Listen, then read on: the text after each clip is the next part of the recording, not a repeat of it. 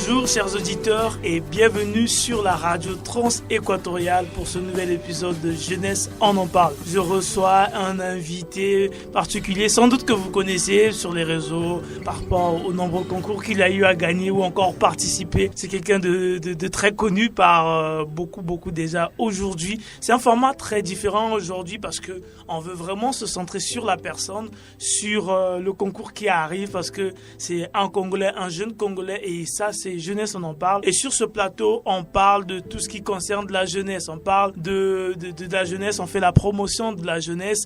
On veut vraiment donner de la lumière à ces jeunes qui se battent, pas ces jeunes qui se plaignent tous les jours sur les conditions de vie, sur la politique, sur tout ce qui se passe autour. Mais Jeunesse on en parle, c'est une émission qui montre la jeunesse autrement, qui veut montrer cette jeunesse qui bouge, cette jeunesse qui parle, cette jeunesse qui fait des choses au quotidien. Donc je suis avec Monsieur Christian qui est là avec moi sur ce plateau. Bonjour Monsieur Christian. Bonjour Monsieur Emerléon Kimossi. Comment vous allez? Oh, je vais très bien, merci. Voilà, ça fait énormément plaisir de vous recevoir sur ce plateau de Jeunesse on en parle. Déjà, vous avez bien prononcé mon prénom, donc c'est très difficile généralement pour les auditeurs et pour les invités que je reçois ici, ils t'attendent généralement. Donc vous êtes sur le plateau de Jeunesse on en parle et aujourd'hui, comme j'ai dit, c'est un plateau un peu spécial, tu vois. Donc là, on vous reçoit. Donc comme j'ai dit, c'est vrai qu'il y a des gens qui vous connaissent, mais sans doute il y a des gens qui ne vous connaissent pas, qui vont vous découvrir aujourd'hui. Alors, je vais vous laisser vous présenter. C'est qui Monsieur Christian Malela? Merci beaucoup. Alors, vous l'avez dit, je suis Christian Malela, étudiant en Master 2 Génie Civil à l'Université de Denis Sassou Nguesso. Et je suis aussi jeune entrepreneur. J'ai fait mes débuts dans l'entrepreneuriat l'année passée, donc en 2024. Et aujourd'hui, je me bats justement à poursuivre mes ambitions qui sont de mettre en lumière l'excellence des jeunes Congolais. Parce que je crois, comme un ancien a su le dire, qu'aujourd'hui le Congolais ou les Congolais ont le savoir-faire, mais maintenant il est temps de le faire savoir. Ah, le Congolais, ils ont le savoir-faire, maintenant il est temps de le faire savoir. Cette phrase, c'est de Monsieur Rama Bagondian. Exactement. Je vois souvent à travers sa plateforme, je consomme congolais. Exactement. C'est vraiment sa phrase forte. C'est ce qui vraiment fait référence à lui. Chaque fois qu'on prononce, le nom de Monsieur Rama vient en tête directement. Ça veut dire qu'il a su ancrer une certaine culture auprès de la jeunesse, auprès de tous les Congolais, parce que vraiment il milite pour ça, pour la promotion de l'entrepreneuriat congolais, des produits locaux vraiment. Du Made in Congo. Du Made in Congo, voilà, comme il sait lui-même le dire, voilà. Le Congo a le savoir-faire, maintenant il faut le faire savoir. Donc un coucou à Monsieur Rama Bagondian, ça rappelle encore que le travail qu'il fait, ça résonne vraiment avec la population congolaise, avec la jeunesse. On s'inspire vraiment d'eux parce qu'aujourd'hui, parfois on se dit qu'au Congo on n'a pas de modèle. Aujourd'hui, Monsieur Rama Bagondian fait partie maintenant de ces modèles, des gens qui nous inspirent par rapport à ce qu'il fait. Exactement. Alors, on parle de vous aujourd'hui, c'est surtout par rapport au concours sur lequel vous vous êtes inscrit et tout. Est-ce que vous pourriez nous parler un peu plus de ça? Parce que moi, j'ai pas trop de détails sur ça. Comment ça se passe en fait? Ok, le concours dont nous parlons actuellement, c'est le concours Prix RFI, Jeune Écriture 2025. Donc c'est un concours qui se tient chaque année. Et le concours a vraiment vocation à mettre en lumière des jeunes qui ont l'amour de la plume, qui ont l'amour de la littérature, qui écrivent.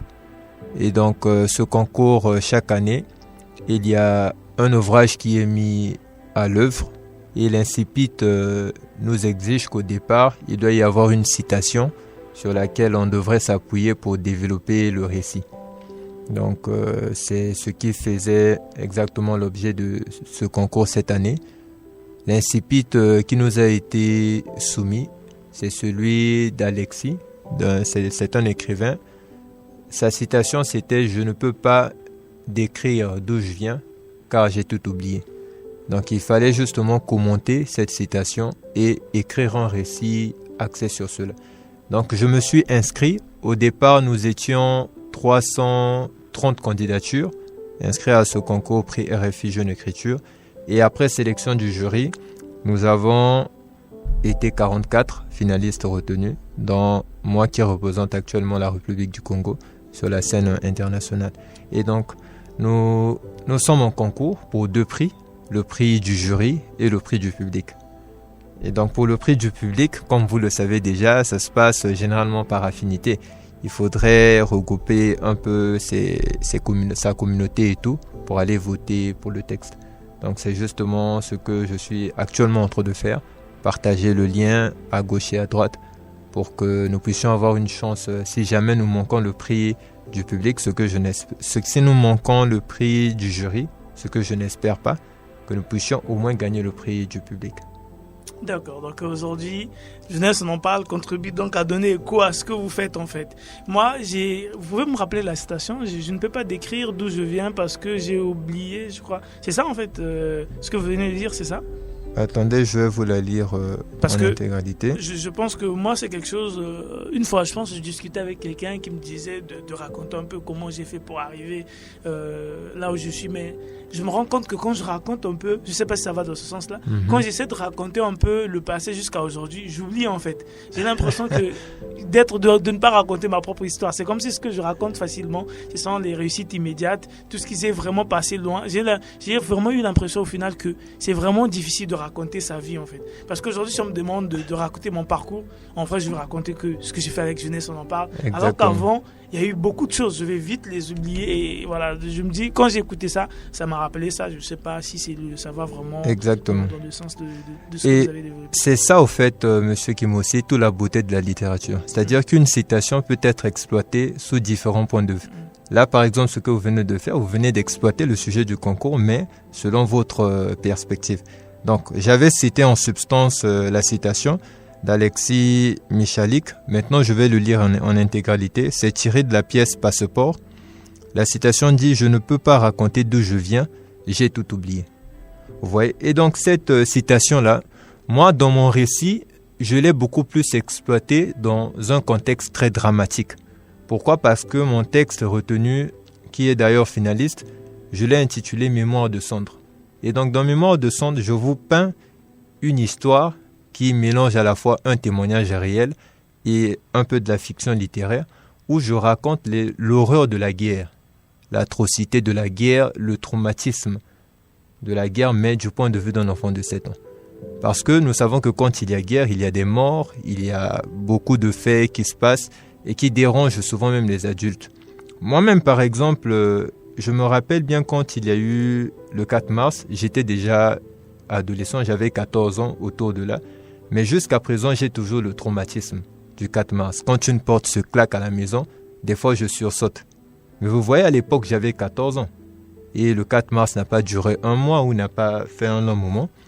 Mais vous allez constater que généralement dans des pays en guerre, il y a beaucoup d'enfants qui sont soumis à un trauma de longue durée. Et bien de fois, quand ces enfants-là en sortent de cette condition, on ne les demande pas vraiment ce qu'ils ont vécu. Et la guerre n'est jamais relatée du point de vue de ces mineurs-là. Et donc moi, ce que j'ai voulu faire, c'est de donner la parole à ces jeunes qui sont très fragiles, à ces enfants. Et donc mon texte est axé sur la narration d'un enfant de 7 ans qui raconte l'horreur qu'il a vécue durant la guerre. Ok. D'accord, je comprends mieux comme vous dites, hein, c'est l'interprétation de trucs dépend. Mais pourquoi vraiment prendre cette position-là ? C'est vrai que, parce que généralement, on ne prend pas la vie de ces enfants-là. Vous, est-ce que c'est par rapport à votre vécu quelque part, ou vous avez rencontré dans votre entourage un enfant qui a vraiment vécu la guerre comme ça, et puis vous vous êtes dit, bah pourquoi pas ? Parce que vous avez dit, vous vous êtes inspiré un peu de la réalité et un peu de la fiction narrative, je pense, quelque chose comme ça. Et donc, vous, cette vérité-là, c'est votre vérité à vous, votre vécu ou voilà. Bon, je dirais un peu mon vécu, oui, comme je vous l'ai dit avec le 4 mars. Le 4 mars n'était pas une guerre en soi, mais j'ai gardé vraiment un grand traumatisme de cet événement-là. Du coup, vous vous êtes dit, 6 mois pour un truc qui s'est passé, on va dire, une journée en 30 minutes. Exactement. Ça a bouleversé un peu toute ma vie. Je sursaute même 10 ans plus tard. Exactement. Je continue à sursauter. Combien de fois cet enfant qui tous les jours se lève sur des coups de fusil, il court tous les jours, il n'a pratiquement pas de vie. Parfois même des enfants qui naissent pendant la guerre, ils n'ont pas d'autre vie. Eux, c'est ce bruit-là des tirs. Quand c'est calme, ils sont traumatisés. Quand il y a du bruit, ils se sentent mieux et tout. Donc vous vous êtes mis dans cette peau-là. Exactement. Surtout en ce moment où on entend beaucoup de guerre par-ci, par-là. Je pense qu'aujourd'hui, on va dire un peu la voix de ces enfants-là compte un peu. Exactement, c'est ça. Et donc, pour mieux militer pour la paix, il faudrait donner la parole à l'innocence. Et l'innocence, quand on voit l'innocence, on voit beaucoup plus les jeunes, les enfants qui sont d'ailleurs les plus vulnérables. Et quand on écrit ce genre de récit, qu'est-ce que vous faites? Vous vous documentez en lisant des histoires, ce qui se passe dans d'autres pays, ou bien vous vous asseyez, vous vous enfermez pendant un moment pour écrire? Déjà, combien de temps ça vous a pris pour écrire? C'est juste, ce récit existait avant le concours ou juste par rapport au concours, vous avez écrit quelque chose, vous avez eu le temps d'écrire? C'est par rapport au concours. Je dirais que ça m'a pris peut-être 5 jours pour rédiger le texte dans sa totalité. Et ce qui m'a inspiré, c'est beaucoup plus le journal qu'on suit, les informations et tout. Avec les guerres que nous entendons parler un peu partout, la guerre en Ukraine et la guerre à l'est de la RDC et tout. Et donc, moi, de mon point de vue, j'aimerais vraiment relater les faits, mais d'après le point de vue de ces jeunes, de ces enfants qui sont très touchés et qui, même des années plus tard, gardent encore le trauma.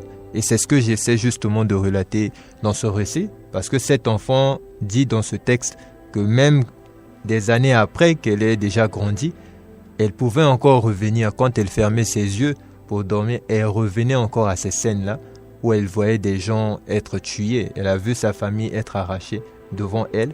Et à la fin, je dirais que le texte a un peu un mélange à la fois du dramatique et à la fin c'est comme un brin d'espoir, puisque je fais une illustration avec la graine de sésame.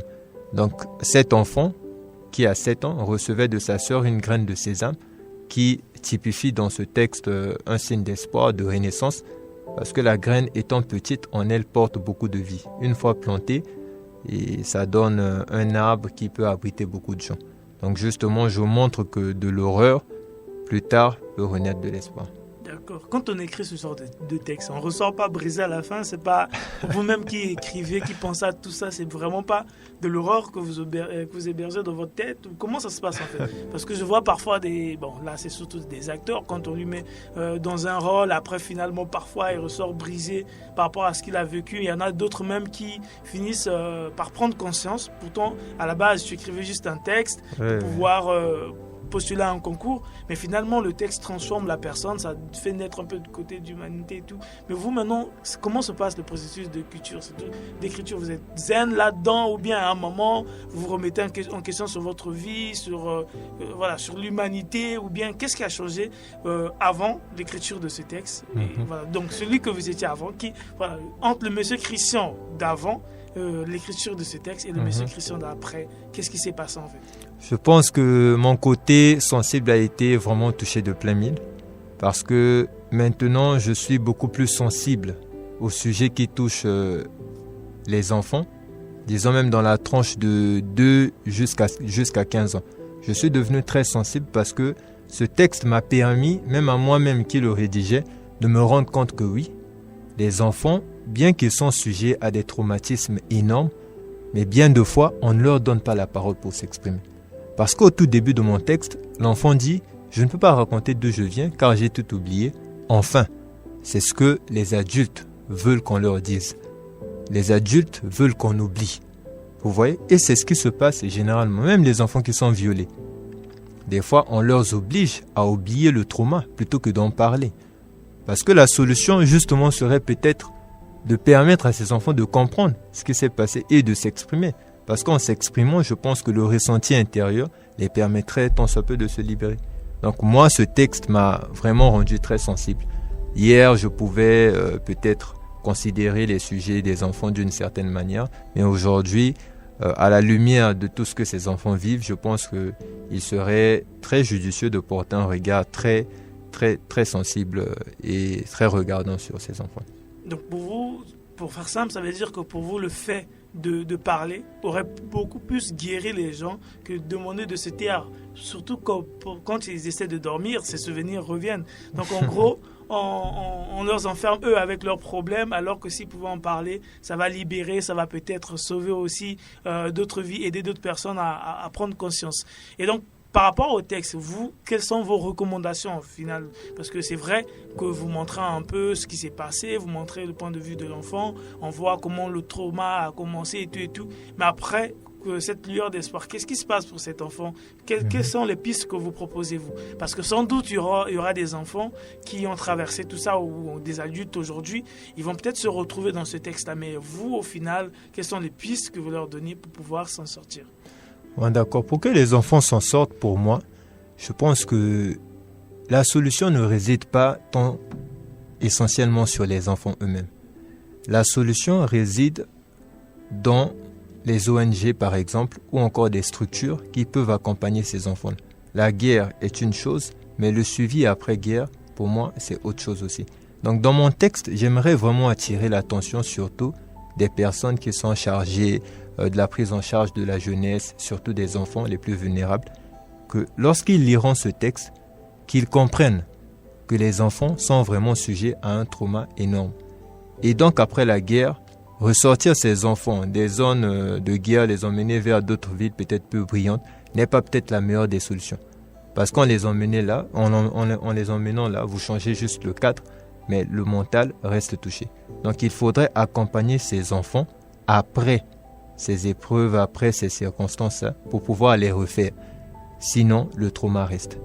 Donc mon texte, c'est beaucoup plus une prise de conscience, comprendre que ce n'est pas un jeu, mais que c'est bel et bien une réalité. Les enfants sont traumatisés par la guerre. D'accord, parce qu'après ça fascine leur vie de couple, ça impacte leur vie de couple, leur relation avec leurs enfants, parfois ça crée de la distance. Ou encore on a dans notre société des gens qui deviennent un peu des criminels parce que traumatisés par ça, il a le goût du sang, il a parce que lui, pour lui en fait ce qui est normal c'est que ça bouge toujours tout autour de nous en fait.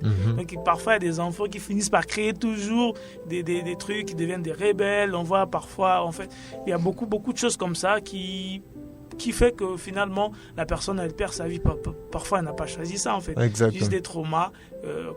Après les guerres, quand on les suit, parfois on les aide simplement à oublier, à penser ces plans-là, alors que parfois s'exprimer facilement, comme vous avez dit, ça peut beaucoup plus aider. Vous avez dit que vous êtes le, on va dire, dernier Congolais sur la liste, ou encore il y a d'autres Congolais avec vous? Je suis le seul Congolais. Le seul Congolais maintenant. À la base, il y avait combien de Congolais? Bon, je n'ai pas cette donnée-là.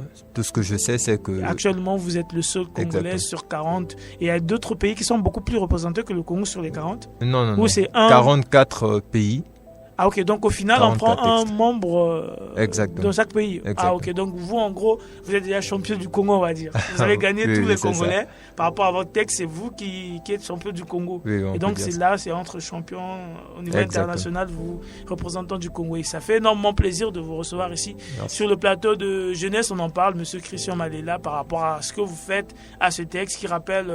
tout le sens de la vie en fait, parce qu'on veut dire que toutes les vies comptent en fait. C'est exactement ça. Et donc c'est bien de pouvoir mettre en lumière ces sujets dont on ne parle pas forcément. On veut oublier parce que généralement quand on traverse une situation difficile, même l'histoire veut vite oublier, veut vite enterrer ces choses-là. Alors qu'en parler, ça peut soigner des plaies, parce qu'il y a des gens qui souffrent parce que simplement il n'y a pas une oreille qui veut écoutez ça, tout le monde veut simplement oublier, tout le monde veut vite passer à autre chose, surtout aujourd'hui à l'ère d'Internet où l'information va très vite. On passe à autre chose très rapidement, buzz, et puis on oublie, on ne soigne pas tous les traumas causés par cette situation-là. Et ce texte ramène vraiment, ça tombe vraiment au bon moment parce que là l'information va trop vite, les gens courent après l'information, ça passe et tout, mais ça rappelle l'essentiel. L'information est passée, c'est vrai, mais les traumas restent. Et comment soigner ces traumas-là? La solution, c'est pouvoir en parler, pouvoir ne pas éteindre tout ça. Rappeler l'histoire, c'est important. Ça nous permet même de mieux se préparer. Parce qu'aujourd'hui, moi, si je ne connais pas la guerre, je ne connais pas les traumas de la guerre, demain, si la guerre arrive, alors que j'aurais pu apprendre de l'expérience passée pour même parfois éviter des choses arriver demain. Et je pense que c'est un beau positionnement. Je ne sais pas, vous avez peut-être un message pour ceux qui nous écoutent, pour cette jeunesse, par rapport à ce que vous faites, et si vous voulez vous soutenir, accompagner, soutenir le Congo en gros, pas vous en fait. Et donc mon message, c'est que c'est vrai que je suis moi finaliste aujourd'hui du prix RFI Jeune Écriture, mais je dirais que ce n'est pas tant une réussite personnelle, mais c'est une fierté nationale. Et donc je suis finaliste, congolais surtout, donc je représente avec mon texte toute la République du Congo. Et j'ai besoin de l'accompagnement de tout le monde, de tout un chacun. Si on peut voter pour le texte, ça fera qu'on puisse avoir des chances d'accéder à ce prestigieux prix qui est le prix RFI Jeune Écriture. D'accord. Mais au-delà de ça, j'ai vu que vous avez participé déjà à beaucoup d'autres concours où vous avez peut-être gagné ou peut-être pas. On en a entendu parler parce que parfois d'autres vous avez gagné. Mais sans doute il y en a où il y a eu des échecs. Vous, comment vous faites déjà pour être informé sur tout ça? Comment? Parce que là, j'ai l'impression que vous êtes à l'affût. Dès qu'il y a un concours, sans doute, je pense que tous les concours qui s'organisent au niveau international, vous êtes dedans. Généralement, vous mettez votre tête. Et comment est-ce que vous faites pour être à l'affût, toujours informé et voilà quoi? Merci beaucoup. C'est une question qui revient souvent lorsque je rencontre des collègues, des amis à l'université et tout. Ils ont la même réflexion que vous. Je pense que c'est très simple. J'ai toutes les informations concernant les concours, tout simplement parce que j'ai un bon réseau. Aujourd'hui, ce qui est très important dans ce temps dans lequel nous vivons, c'est d'être entouré des bonnes personnes. Et moi, tout ce qui est forum, tout ce qui est conférence sommet, concours entrepreneurial, j'y mets toujours mon pied. J'essaie de m'y intéresser, je crée des réseaux, je rencontre des personnalités et je leur montre la motivation que j'ai de vouloir changer les choses, que ce soit dans le domaine de l'éducation, dans le domaine de l'entrepreneuriat et tout. Et après avoir échangé des contacts, si moi je n'ai pas l'information directement, sans doute que mon contact aura l'information et comme il sait que je suis intéressé, il m'enverra le lien. D'accord. Il y a aussi l'intérêt, oui, mais pourquoi en fait aller sur tous les concours? Mais pourquoi pas faire comme tous les Congolais? Vous asseyez chez vous, vous déposez peut-être vos CV un peu partout pour attendre qu'on vous appelle et tout. Mais vous êtes à l'affût. Pourquoi en fait? Quelles sont les raisons? Qu'est-ce qui vous motive au quotidien? Un jour, j'ai compris que j'étais le seul acteur de ma vie. Rester à la maison, attendre, sous prétexte d'avoir déposé un CV quelque part, je pense que c'est la pire des choses qu'on puisse faire aujourd'hui. Parce qu'à l'ère du 21e siècle, à l'ère du numérique, où tout est possible, même avec l'IA, je pense que croiser les bras et s'attendre à une bénédiction, si je dois employer ces termes-là, venant de l'extérieur, c'est presque un péché. Moi, j'ai pensé que la meilleure des solutions, c'est de tout centrer sur moi. J'ai centré tout sur mes compétences, je me suis formé en entrepreneuriat. J'ai presque pris une année où j'ai tout misé sur moi.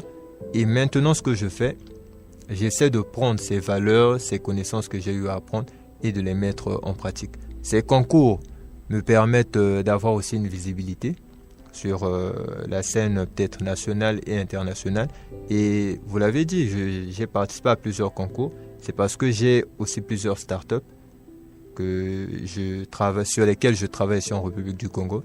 Et qui dit startup, dit clientèle, dit stratégie, dit partenaire. Et donc, ces concours me permettent justement d'être en lumière et d'être éventuellement en collaboration déjà avec mes futurs collaborateurs. Exactement, belle stratégie. Donc, c'est pour se créer un gros réseau aussi, pour être vu, parce que au-delà de ce concours, vous venez de le dire, vous avez beaucoup d'autres choses. Donc, ça permet d'avoir une grosse visibilité, de toucher d'autres partenaires. Et comme on va aussi dans le sens de toujours sortir de sa zone de confort, ça vous aide à rencontrer d'autres acteurs du monde, à avoir un raisonnement différent, parce que quand on reste entre nous Congolais, parfois on parle trop des problèmes de politique, d'ethnie et tout. Mais quand on va à l'international, on a une autre vision. On voit que d'autres pays parfois ont les mêmes situations, mais ces jeunes-là entreprennent, avancent et parfois vous partez ailleurs, vous revenez avec une autre mentalité. Ça fait que vous êtes différent parmi tant d'autres. Et ça fait plaisir déjà encore, je le dis, de vous recevoir là sur ce plateau. Mais après, vous avez parlé du numérique, de l'IA et tout. Donc ça veut dire que vous connaissez donc ChatGPT, je pense, ou encore beaucoup d'autres IA en fait. Et comme on a parlé d'écriture de votre texte, est-ce que ça vous est arrivé dans l'écriture de prompter, de faire un prompt simplement, de vous asseoir et attendre les résultats de ChatGPT? J'ai eu à utiliser ChatGPT, mais je ne dirais pas prompter et attendre le résultat. Parce qu'aujourd'hui, l'IA, beaucoup de gens ont peur de l'IA ou certains utilisent mal l'IA. L'IA en réalité, c'est juste un assistant. L'IA devient plus performant quand celui qui l'utilise sait ce qu'il attend de l'IA. Vous voyez, le texte, par exemple, dans mon texte, l'IA m'a permis justement d'aller sonder certains ouvrages que je n'avais pas le temps, moi, d'aller lire. Par exemple, à l'instar de l'ouvrage de l'Incipit qui nous a été donné dans le texte, je n'ai pas lu la totalité de l'ouvrage de cet auteur, mais j'ai demandé à ChatGPT de me faire un résumé de cet ouvrage et de me donner la compréhension profonde de ce que cet auteur a voulu développer. Et donc à la base, je rédige moi un texte que je donne à l'IA, je lui dis de corriger, de me dire là où il y a certaines discordances, ou si le texte ne suit pas un cheminement assez logique, l'IA me le corrige et je reprends le travail. Et d'ailleurs même ceux qui font la poésie urbaine, communément appelée slam, j'ai eu à écrire aussi certains textes de slam et j'avoue que l'IA m'a été d'une grande aide parce que ce qu'on peut faire soi-même en 10 jours avec l'IA, on peut le faire en 3 jours. C'est-à-dire que vous écrivez un texte, vous demandez à l'IA de vous faire par exemple des rimes sur un texte plat, disons des idées que vous avez eu à rédiger, et l'IA vous permet justement d'affiner. Et ce qui est vrai, c'est que le résultat de l'IA n'est totalement pas parfait, parce que dans des textes qui touchent, il faudrait avoir un côté d'humanité, un côté rempli d'émotions, et ça justement c'est ce que l'IA n'arrive pas encore à faire à présent. Donc toutefois l'IA aide beaucoup, mais il faudrait toujours une touche humaine pour parfaire le travail. D'accord. Merci beaucoup, Monsieur Christian. On est, on va dire, à la fin de cet entretien par rapport à votre concours sur, vous avez dit RFI Talent, c'est ça? Oui, donc merci beaucoup parce que je pense que on a tourné autour du livre, on a posé des questions autour et je pense qu'on a donné un peu une grande lumière sur ce qui concerne votre livre, ce que vous avez écrit, votre texte, votre récit. Voilà, merci. Donc je pense que les jeunes, les auditeurs de la radio Trans-Équatoriale vont écouter et ils vont sans doute vous soutenir. Je sais pas comment, s'il y a une page Facebook, il y a un lien ou quoi, je sais pas. Donc je vous laisse la parole avant qu'on ne clôture totalement. S'il y a un lien, il faut le donner ou comment ils vont faire. D'accord, le lien du vote est sur ma page Facebook, ma page TikTok. Donc le lien, une fois cliqué dessus, vous allez être ramené sur le site du concours, donc de Jeune Écriture, RFI Jeune Écriture. Et voter, c'est très simple, ça vous prend juste 2 minutes. D'accord. Sans doute, les auditeurs aussi vont trouver ça sur la page de Jeunesse, on en parle. Et donc, merci, chers auditeurs, pour votre fidélité à ce programme. On est avec Monsieur Christian Malela qui représente fièrement le Congo. Il est finaliste du prestigieux prix de Jeune Écriture RFI, donc 2025. Donc, merci de soutenir la jeunesse. Merci d'accompagner ces jeunes qui bougent, ces jeunes qui font des choses remarquables, pas seulement des jeunes qui restent à la maison sans rien faire et à se plaindre. Mais là, on est face à un jeune qui se bat. Il a dit qu'il est entrepreneur, beaucoup de start-up à côté. Donc, c'est un jeune qui, de son côté, essaie de marquer l'espace parce que vous, si vous êtes bien, toutes vos entreprises aussi vont bien se porter. Exactement. Aussi, tous les jeunes que vous employez, vos collaborateurs vont aussi bien se porter. Donc, ça veut dire qu'en gros, en investissant sur vous, en votant pour vous, on vote pour toute la jeunesse qui est derrière vous. Parce qu'à travers vos réseaux, à travers ce que vous faites, vous inspirez des gens. Il y a des gens qui vous suivent. Donc, éteindre cette flamme, on brise la flamme de toute une jeunesse derrière. Donc, vous, c'est vous qu'on voit. Mais derrière, il y a des milliers de jeunes qui sont inspirés par vous. Parfois, demain, il y a quelqu'un qui sera un grand médecin parce qu'il vous a vu persévérer, il vous a vu faire ce que vous faites. Parce que tous ceux qui vous suivent ne vous le disent pas forcément. Mais parfois, il y a des gens derrière qui regardent ce que vous faites, qui voient que là, vous avez buté, mais vous avez espéré. Se disent, si lui l'a fait, moi, je peux le faire. Donc aujourd'hui, sans doute, il y a des entreprises qui se créent parce que vous avez inspiré. Il y a des gens des jeunes qui participent à des concours parce que vous l'avez fait, parce que vous avez eu à gagner. Vous avez montré que, oui, un Congolais aussi peut gagner. Aujourd'hui, vous êtes finaliste. Vous montrez encore qu'un Congolais aussi, quand il s'agit d'écriture, le Congo aussi peut se positionner. Et donc, en gros, tous les jeunes qui sont dans leur chambre, qui essaient de gratter des textes, qui essaient d'écrire, se disent que si M. Christian l'a fait, moi aussi je peux le faire. Je me positionne en 2026, peut-être comme M. Christian, pour gagner. Merci donc, M. Christian, pour votre parcours, pour tout ce que vous faites pour la jeunesse. Merci beaucoup, M. On est content de vous recevoir sur ce plateau de Jeunesse, on en parle. Encore merci. Merci beaucoup, M. Emery.